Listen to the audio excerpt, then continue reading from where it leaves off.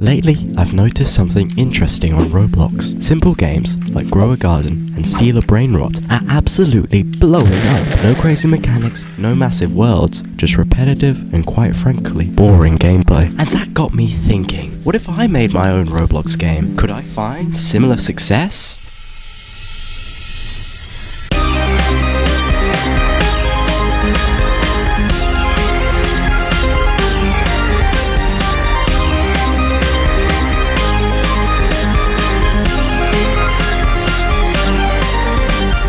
The fundamental cornerstone of any Roblox game is scripting. If you can't script, you're probably not going to make a very good game.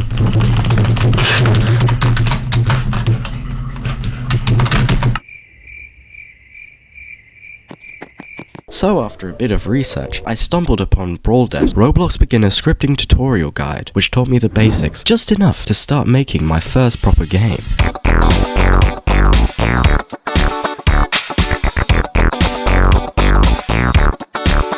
My original idea was an obby. Now obbies are fairly simple.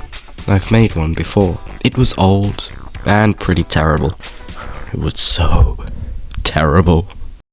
And despite the fact that I'd gotten pretty far with my obby game, by making these nice buttons that go down when the character touches them, these walls that the player can only pass through after the button is activated, but most of all, these spinning coins. Wow! Look at that shine!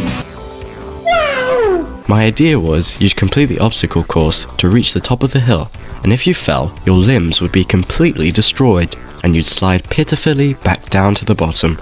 But my previous endeavours, when it came to obby games, made me dissatisfied with my game so far. So I did the most logical thing possible. I deleted everything and started from scratch. Okay, that's an exaggeration.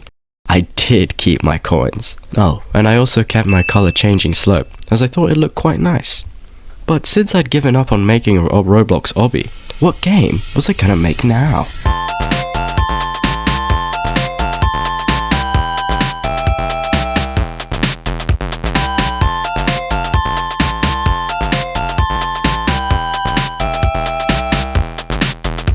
Well, the answer came in a most unexpected form. I was watching some YouTube videos one night about Roblox games, when one video stood out to me. A video by user Duckable, where he created a Roblox game in an attempt to go viral. The game he produced was called 100 Player Downhill Smash, a fairly simple game where the player tries to make it to the top of the hill, whilst avoiding noob heads that are barreling towards them. This was perfect.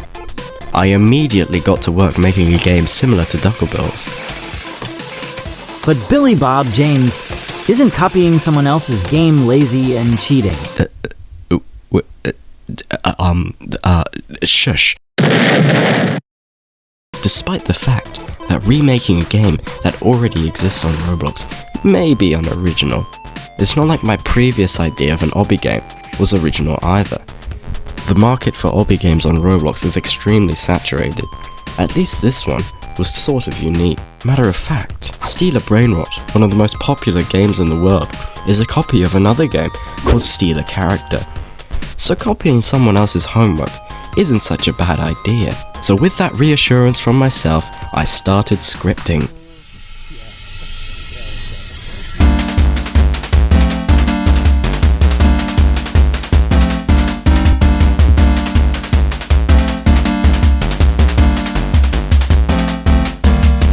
The first thing I scripted was the head spawning system.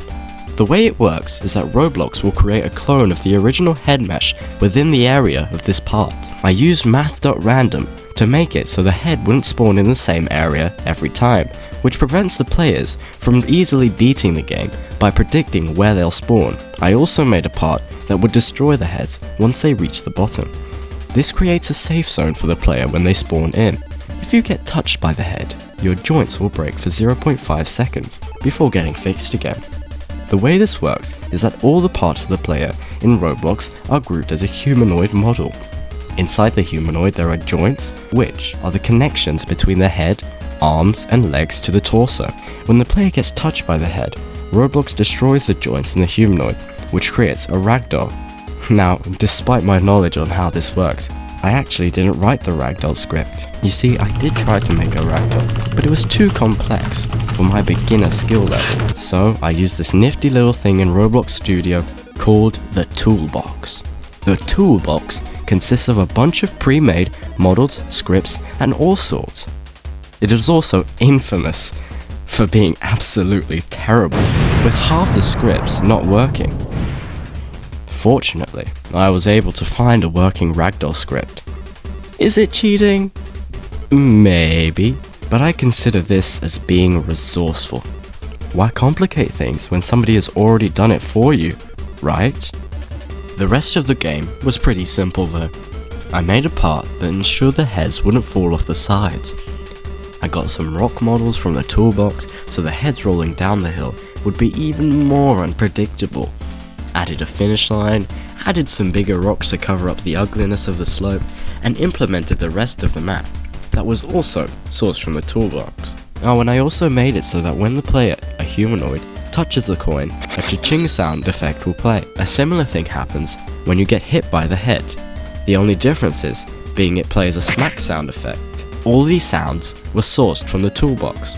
And also for fun, I gave myself special items in the game that only I would have and no other player has. It is rather unnecessary though, so I won't go into detail on how it was scripted.